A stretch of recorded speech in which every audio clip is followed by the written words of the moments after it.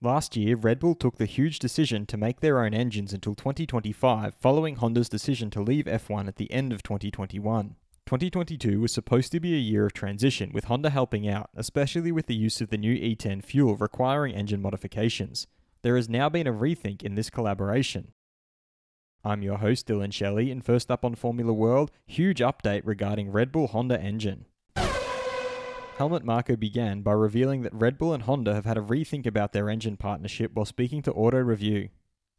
In the course of our even greater successes, a certain rethinking has taken place among the Japanese, and also that they could of course use the battery knowledge for their electrification phase. It was initially planned that they would only make our motors for 2022. Now it has been decided that this will continue until 2025, which is of course a huge advantage for us. He further divulged the extent of Red Bull's involvement in the engine project. This means we only have to make fine adjustments and calibrations. Meanwhile, Honda's head of power unit development, Yasuaki Asaki, offered an update on the 2022 engine while speaking to Motorsport. The work on the power unit is almost complete. There are always details and problems to be fixed, but the concept, the basic part, had to be done last year to be ready for the season. He then looked at the effects of the new E10 fuel. When you use E10 fuel, you have less power and calories for the same weight. This is a characteristic of alcohol fuel. On the other hand, knocking, which is abnormal combustion, is much easier to control. The goal is to achieve maximum efficiency, but with E10 fuel, the engine power is reduced and the amount of electricity generated is also reduced. We have been testing the balance between the two. He signed off by speaking about the exact amount of power lost due to the new fuel. That's a secret. Others seem to be saying that it will be about the same as last year, but I think the fact that they are making such an announcement means they are having a hard time producing the same level of power as last year. Fast feed.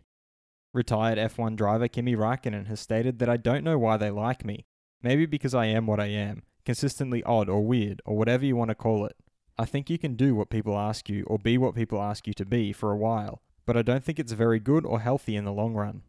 Ferrari's Carlos Sainz has confirmed that at the moment he is working in the simulator, like the rest of the drivers, or training very hard in the gym. But when it comes to the body, nothing can match being in the car. That's why it's always very useful for a driver to be able to drive before the start of the season, whatever car. It gives your body a wake-up call and reminds you what it means to be a Formula 1 driver. Williams team principal Jost Capito feels that it really doesn't matter if Lewis Hamilton continues racing or not. They always say that there are not enough places for young drivers. Then I think, if someone has been world champion 7 times, he has actually done enough and can make way for a younger driver. Retired F1 driver Mark Webber has suggested that it's different to qualify well in a below-average car and do well when you have little pressure. George will know that there will be a huge shift in intensity that comes with the expectation that he qualifies on the front row every week and finishes in first place every race. Going up against Lewis will be extremely challenging, but George has almost 50 races under his belt now, so he's ready for it. 8-time World Rally Championship champion Sébastien Ogier thinks that Lewis Hamilton will come back. He is in an ultra-competitive environment with the best team of the moment. It must have been a very difficult situation for him. He really felt like he was robbed, and he was robbed. Let's not be afraid to say that. I have a lot of respect for Max, and he had a great season. So whether it was one or the other, they are both great champions. But looking just at that weekend, it was theft. Will the change in the Red Bull-Honda collaboration be beneficial to Red Bull? Head over to my community page to vote in the poll and let me know what you think in the comments. And if you like this video, feel free to subscribe and check out my others for all the latest in the world of Formula 1.